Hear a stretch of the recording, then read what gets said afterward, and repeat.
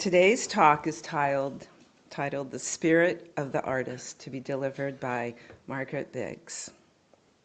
Margaret Biggs is a professional artist and the proud mother of two sons. She grew up in the North Gulf Coast of Florida, where a childhood spent exploring the Gulf, beaches, bays, bayous, and forests instilled a lifelong love of nature that continues to shape her work. At 19, she left the Deep South for a 10-year career as a professional model, living in New York City and several cities throughout Europe.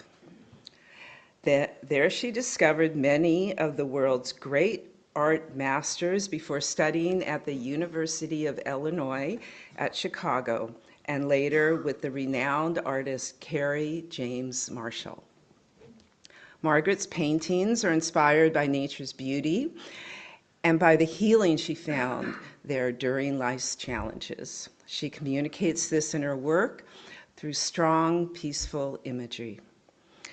She has presented several solo exhibitions, and her work is in numerous medical facilities as well as private and commercial spaces nationwide. Recently, Margaret completed 2 large commissions for the medical facility in Riverside, California. Margaret's current solo exhibition is on view at the Cambria Center for the Arts through August 30th, 2026. Margot?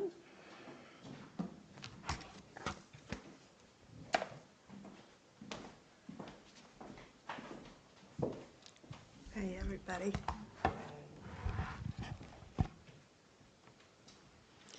Kerry James Marshall is widely recognized as one of the most important contemporary artists of our time.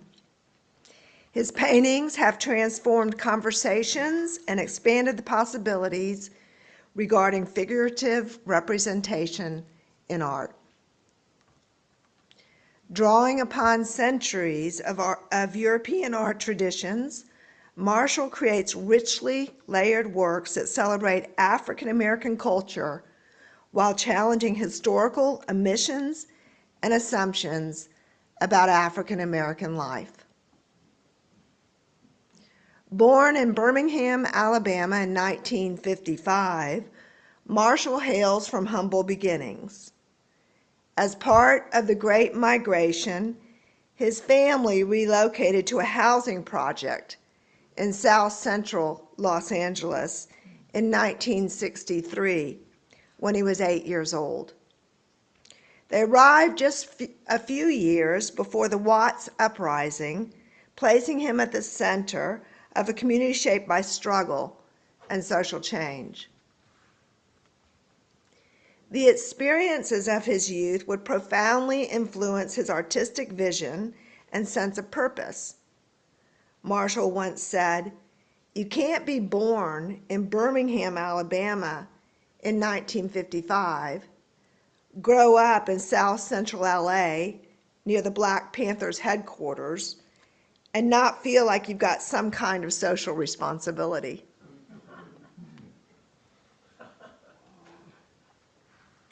That sense of responsibility is evident throughout his work. Just a side note, this is titled A Portrait of the Artist as His Former Self, and it's one of his earlier works. And you can see where he's drawing on those early 20th century depictions of African Americans. So to continue, that sense of responsibility is evident throughout his work. His paintings portray the lives, histories, and aspirations of African Americans with dignity, complexity, and beauty, often focusing on people and experiences that had long been overlooked in mainstream art. I remember that same sense of responsibility in Kerry as a professor at the University of Illinois at Chicago. He cared deeply about his students and challenged us to think critically about art and society. In the next slide, titled Souvenir, you can see Martin Luther King, John and Robert F. Kennedy Robert Kennedy and John F. Kennedy, and then other notable people that have to do with influencing African American life, and the In Memory of above the window. His influence continues to grow internationally, exemplified by an exhibit just last year when the Royal Academy of Arts in London presented Kerry James Marshall, The Histories, the largest survey of his work ever shown in Europe. Featuring more than 70 works, it will be exhibited throughout the continent until 2027.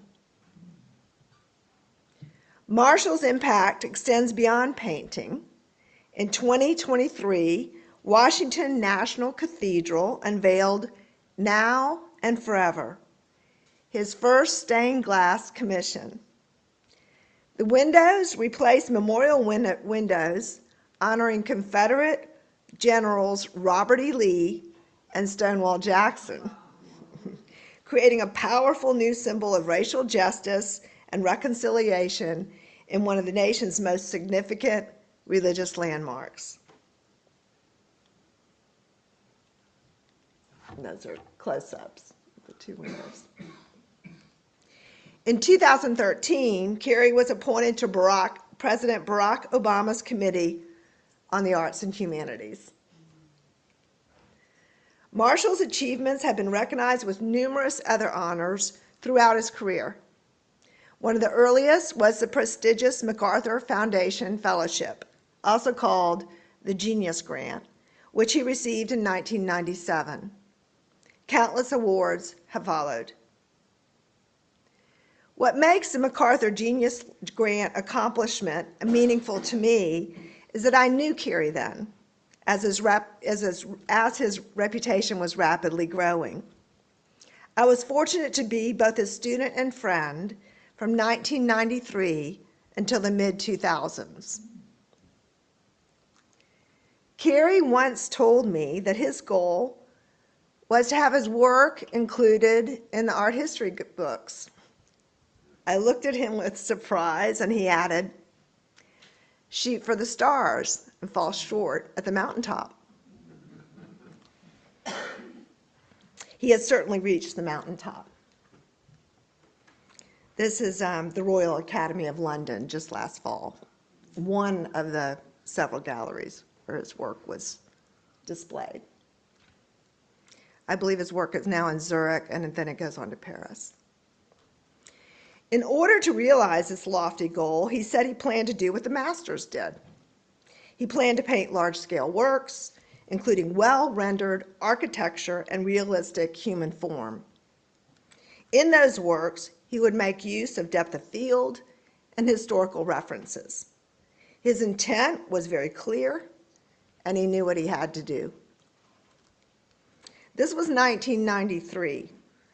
At which time he was working on the Garden Project series that portrayed the housing projects of LA and Chicago, along with the people who lived there.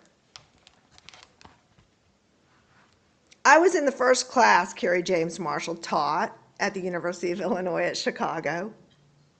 What began as a figure drawing class led to an advanced drawing course the following semester, and then later a painting class. 4 hours of class twice a week for 18 months to 2 years. I studied under Kerry, who encouraged, if not demanded, that intellectual discussion be mixed with his tutelage. We were a small group of 5 or 6 students, including me, who became particularly drawn to Kerry's teaching and continue enrolling in his classes throughout 1993 and 1994. Kerry challenged us constantly, often with a single question: why? Whether discussing our own work or the art of another, he pushed us to examine technique and the meaning behind a piece. One memory in particular captures Kerry's teaching style perfectly. He took the class to the UIC graduate student exhibition. As we walked through the gallery discussing the work, I stopped in front of a piece depicting the silhouette of a black figure with exaggerated, unrealistically large lips. It's similar, this is just a side note, this is a lino cut that Kerry James Marshall gave me, a series of 100 that was part of a calendar that he had made. And you can see here the large lips, but this was even more so, and it was done by a graduate student. Kerry stepped up to my side, and I said to him, "No one has lips like that." Without missing a beat, Kerry replied, "That's not the point. The point is, what do you think about people with very large lips?"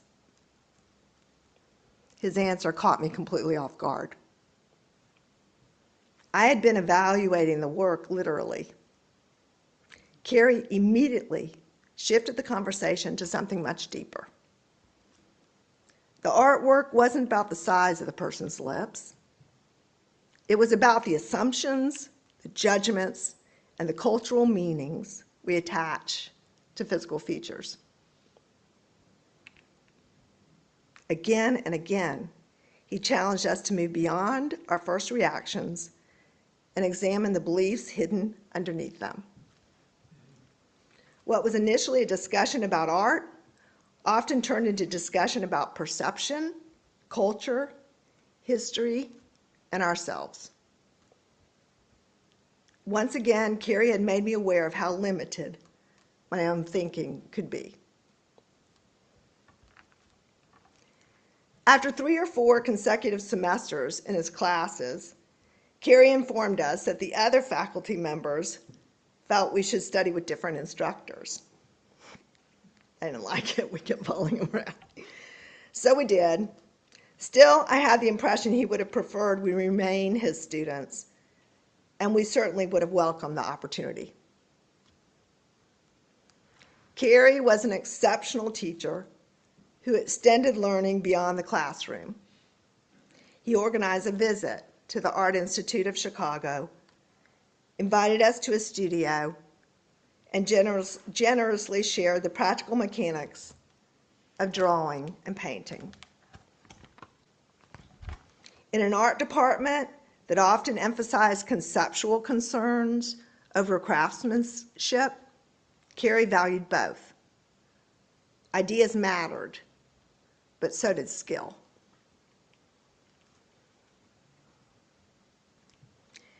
Because Kerry and I were only 4 years apart in age, our relationship was somewhat different than that of many younger students and the professors.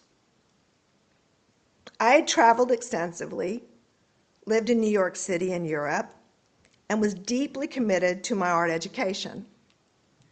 Kerry and I connected quickly through our shared enthusiasm for art and ideas. We also had another connection. I grew up in Pensacola, Florida, just 250 miles south of Birmingham, Alabama, where Kerry spent the first 8 years of his life. We came from the same small corner of the Deep South, yet our experiences could have hardly been more different. My family roots stretch back over 300 years in the Deep South. Over time, I learned that some of my ancestors had been slave owners. Kerry's family lived with the legacy and consequences of that history. Kerry was born in 1955. I was born in early 1960. We grew up a few hundred miles apart, yet in completely different worlds. As a white Southern woman, I witnessed the racism that permeated our culture around me. Kerry and his family experienced directly its devastating effects. Our friendship began in 1993 during the first class he taught at UIC and continued casually until I left the Chicago area in 2009. He attended a Christmas party at our house in Chicago, and he joined my family for an Easter gathering in Indiana. He saw clearly I wasn't your typical Southern white woman. By then, I had lived away from the South for many years and had spent 7 years living in a rough Chicago neighborhood. This is at Easter in Indiana. That's Kerry, and it's my ex-husband to the left, and Bunny, and then that's me a long time ago with my 36-year-old son. As our friendship grew, Kerry continued to challenge me beyond the world of art. He pushed me to question my assumptions, to look more closely, and to think more deeply. It was a privilege I experienced personally, one that Kerry has since offered the world through his art.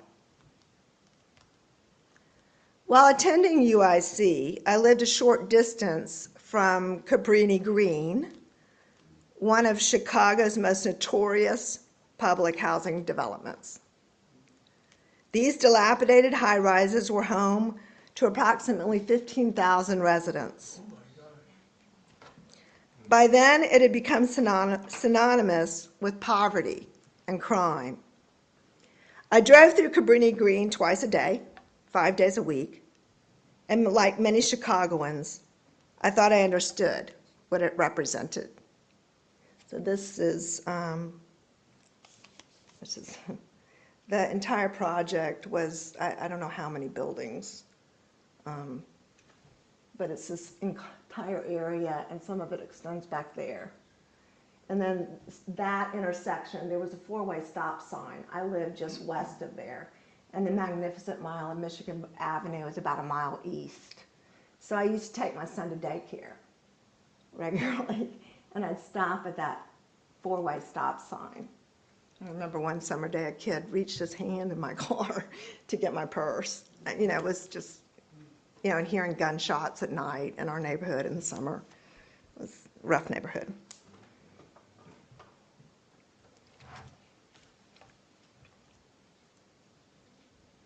Excuse me. Because of that proximity, I was especially intrigued by the series of public housing projects Kerry began in the early 1990s. He was working on what would become his landmark housing project series while I was his student.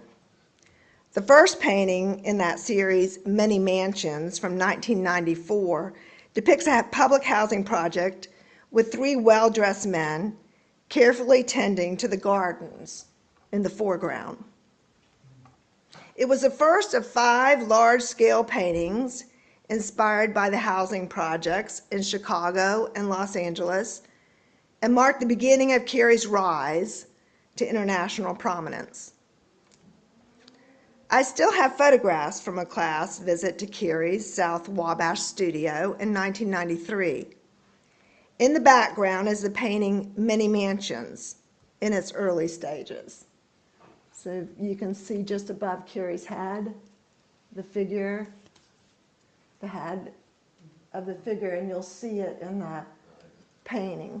You know, this is the early stages of the painting. And that's me in the far left. It was my camera.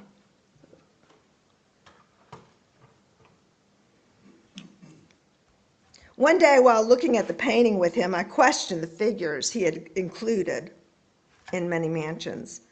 I said, there aren't people like that in the projects. So see here, see the figure? The man in the middle is what's in the background of the class picture. So I said, you know, there aren't people like that in the projects, I said. Yes, there are, Kerry immediately replied. What makes you think there aren't? Of course there are. His response stopped me cold. What he helped me to understand was that I had unconsciously accepted a stereotype. No, people were not necessarily gardening in their Sunday clothes, and there may not have been any gardens at all. But there were people living there who cared about their homes, who took pride in their surroundings, and who did what they could to make life better for themselves and for their families. The residents of public housing were not simply symbols of urban failure. There were also people who had dignity, aspirations, and a sense of responsibility. I knew that Kerry had spent part of his childhood living in public housing in Los Angeles. At the same time, I was driving through Cabrini Green every day, stopping at that four-way stop sign surrounded by the project's high-rise buildings. The balconies were enclosed with metal grates, and the 1940s buildings were clearly deteriorating. Yet after that conversation, I began to see the people who lived there differently. Sometime later, I was riding the bus west on Division Street, which goes straight through those projects, headed towards Cabrini Green during rush hour. I had boarded a mile or so to the east and was seated near the front. As the bus moved west, it filled with people returning home from work. Soon, every seat was taken, and the aisles were crowded. I was the only white person on the bus. A woman boarded and stood in front of me. Almost immediately, she recognized another woman sitting a few seats away. "Hi," she said enthusiastically. "Where have you been?" "We got out," the seated woman replied, clearly referring to her move out of the projects. The conversation only lasted a few minutes, but the words, "we got out," stayed with me. As the bus continued west, it was clear she was heading home from work, just as everyone else on that crowded bus was. Yet packed into those three words, "we got out," was a story of struggle, sacrifice, and a mother's determination to create a better future for her children. I thought about that woman for a long time. Looking back, I'm not sure I would have paid such close attention to that conversation had I not first spoken with Kerry about many mansions. That was one of Kerry's gifts as an artist and as a teacher. He didn't simply make paintings. He changed the way people looked at the world. In my case, he changed the way I looked at Cabrini Green, the people who lived there, as well as the people in my own neighborhood, a short distance away. He taught me to look and to see people with greater curiosity and compassion. Another early painting that left its imprint on me is Lost Boys from 1993, a large 100 by 120-inch painting that was new at the time I first encountered it. It depicts two young boys. One sits in a coin-operated race car commonly found outside grocery stores at the time. The other stands nearby holding a plastic squirt gun. Looking loosely wrapped around a tree is a yellow police barrier tape used for crime scenes with the words "Do not cross" clearly visible. The tree bears the word "life" carved into its trunk. The title, Lost Boys, refers to the orphan children in Peter Pan who never grow up. My conversation with Kerry about the piece was brief. He spoke about summer and how the boys in the city spend their time.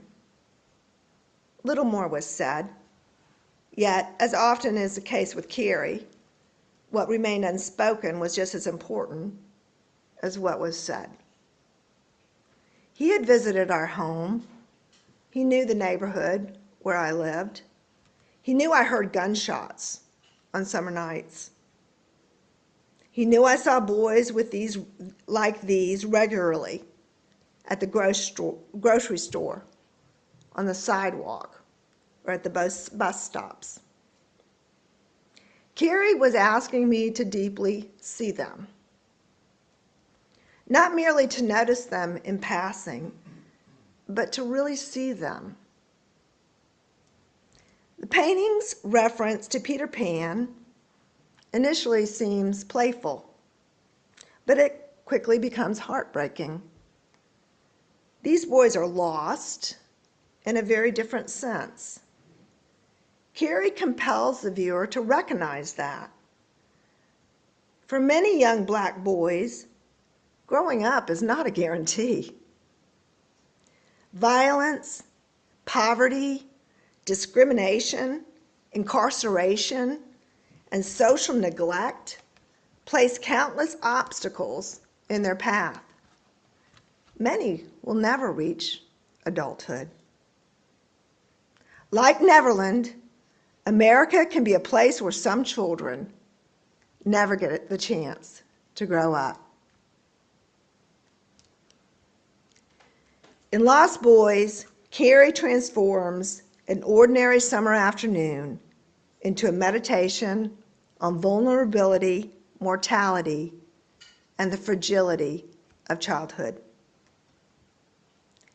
The painting acknowledges both the innocence of youth and the harsh realities that threaten African American children. What struck me most was that this reality existed all around me. By then, I had lived in that Chicago neighborhood for over 7 years. The people Kerry painted were my neighbors. I'm reminded of another Lost Boys painting moment that revealed yet another essential about Kerry's approach to painting. During a visit to a studio, I noticed that one of the first portraits from the Lost Boys series hanging on the wall. A thin stream of white paint had dripped down the surface and stopped just above the subject's eye. The effect was striking. I was fascinated. "How did you allow yourself to just let that paint drip?" I asked.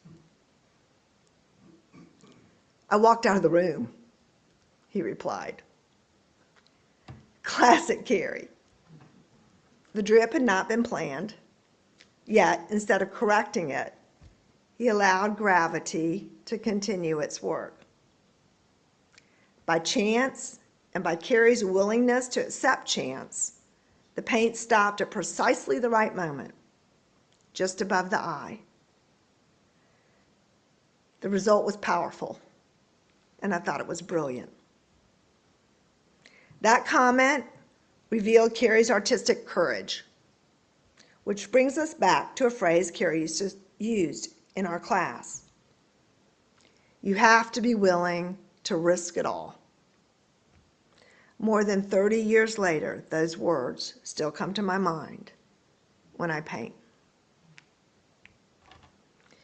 Many of the most important lessons I learned from him had very little to do with technique.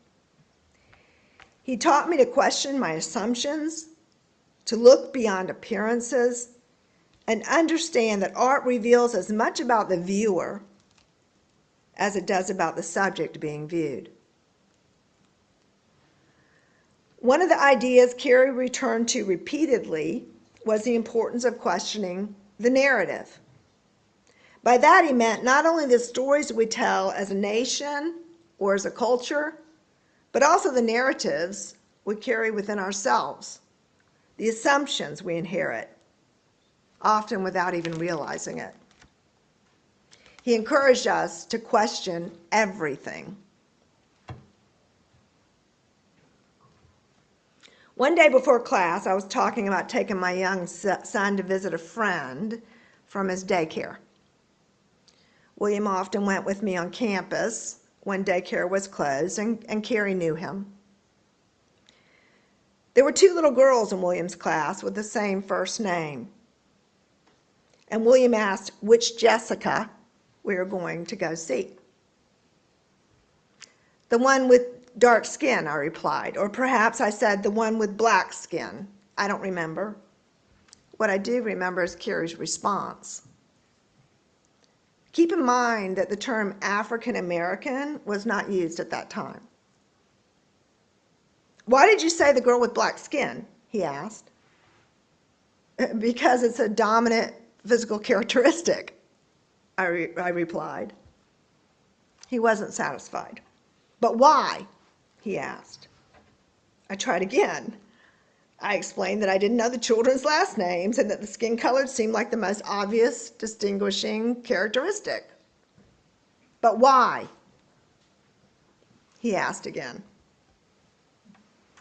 Looking back, it's the only time I remember Kerry showing me even the slightest hint of frustration.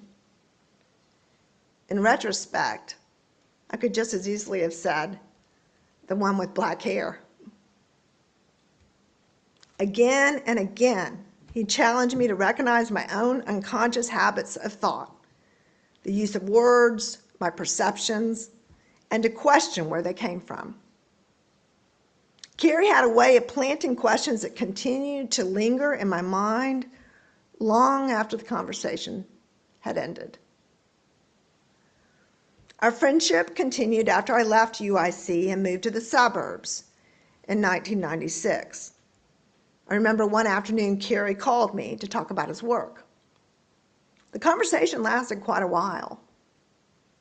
The next day, I listened to an interview with Kerry, one of his first, if not the first, on NPR. As I listened, I realized it was almost exactly the same conversation we had shared the day before. Though I didn't know it at the time, it became clear that Kerry had been thinking through his upcoming interview and had rehearsed it with me. One afternoon,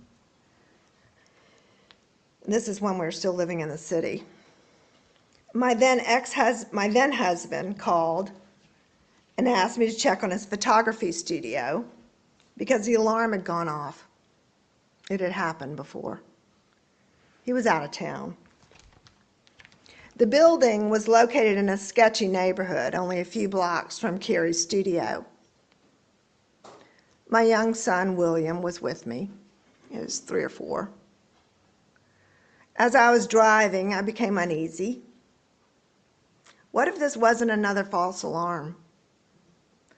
What if someone actually had broken in?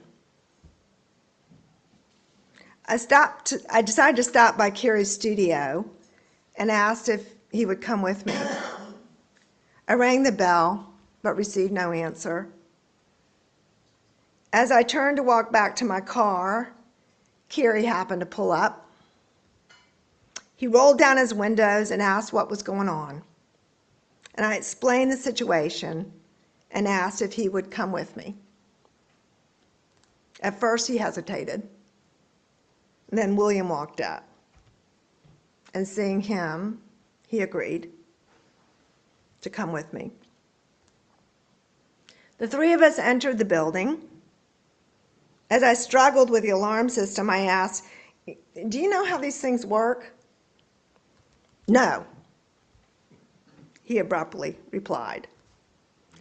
Then he sat down on a chair near the door and didn't move. At first I thought his behavior was a little odd, but as I walked through the studio, I realized what he was doing. He wasn't going to touch anything. Not the door, certainly not the alarm panel, not a single object. He sat in one place and waited. Only later did I realize the full significance, only later did the full significance of that moment sink in. The alarm had gone off.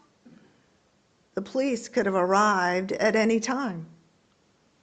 If they had entered the building and found a black man inside a commercial space that wasn't his, with a white woman and a child present, he could have found himself in an extremely difficult situation. Kerry understood that the moment I asked him to come with me. I did not. Yet, despite the risk, he came anyway. He came because a friend had asked for help. That is the kind of man Kerry James Marshall is. When people speak of Kerry today, they rightly celebrate his extraordinary accomplishments as an artist. They talk about the exhibitions, the awards, influence, and the paintings that changed the course of contemporary art. I think about those things too. But I also think about the teacher who kept asking why, the artist who taught me to look more carefully, the friend who trusted me enough to rehearse ideas before an interview, the man who challenged my assumptions, expanded my understanding of the world, the friend who showed up when I needed help. Kerry was never interested in giving easy answers. He was and is interested in helping people wake up and ask better questions. He taught me to look deeper, to question my assumptions, and to challenge the narratives I accepted about myself and others. Many of those questions have stayed with me for more than 30 years. Some of them I'm still answering. Thank you.